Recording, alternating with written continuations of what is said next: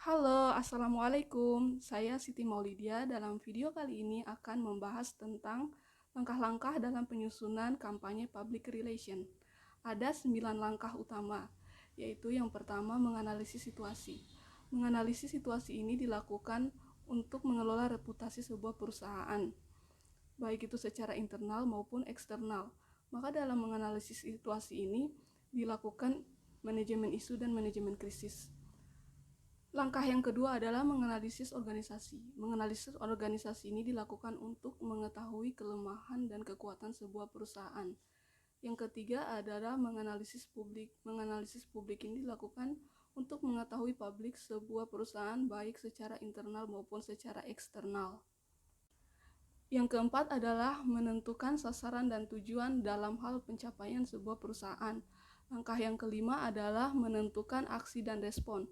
Dalam hal ini menentukan aksi dalam menghadapi berbagai situasi. Langkah yang keenam adalah mengembangkan strategi pesan. Dalam hal ini menggunakan komunikasi yang efektif. Langkah yang ketujuh adalah memilih taktik komunikasi yang tepat. Langkah yang kedelapan adalah mengimplementasikan rencana strategis.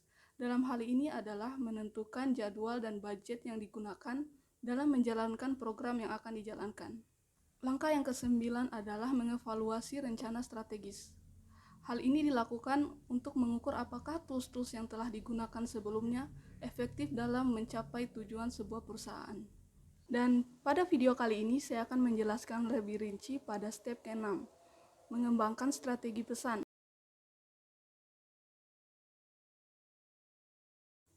Dimulai dengan melakukan proses komunikasi yang efektif, di mana proses komunikasi yang efektif terdapat informasi, persuasif, dan dialog.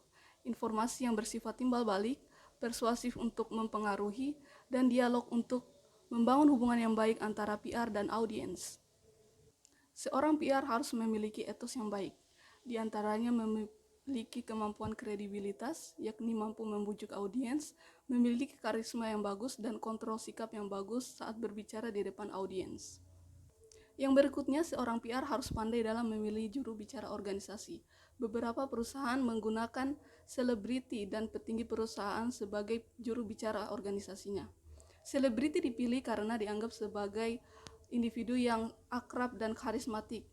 Sedangkan petinggi perusahaan dipilih sebagai juru bicara karena dianggap sebagai orang yang memiliki kredibilitas tinggi dan karisma yang kuat. Selanjutnya, dalam melakukan komunikasi verbal, seorang PR harus memperhatikan struktur pesan, di mana harus sesuai dengan kondisi audiens, memperhatikan isi pesan, di mana konten yang disampaikan tidak dilebih-lebihkan, dan menggunakan bahasa yang etis. Selain komunikasi yang dilakukan secara verbal, komunikasi non-verbal juga penting, di mana komunikasi jenis ini berfungsi untuk memperkuat apa yang telah dikatakan secara lisan, dan dapat mengatur interaksi antar audiens dalam berkomunikasi. Berikutnya ada komunikasi aural atau visual. Komunikasi ini sangat penting untuk meningkatkan kualitas komunikasi, karena dalam komunikasi ini terdapat simbol-simbol, gambar, dan musik dalam berkomunikasi. Dan yang terakhir ada branding pesan strategis. Branding pesan strategis ini sangat penting dilakukan untuk menumbuhkan pemahaman dan dukungan publik terhadap suatu merek atau produk yang dikeluarkan oleh perusahaan. Mungkin itu saja yang bisa saya jelaskan dalam video kali ini. Wassalamualaikum warahmatullahi wabarakatuh. Sekian dan terima kasih.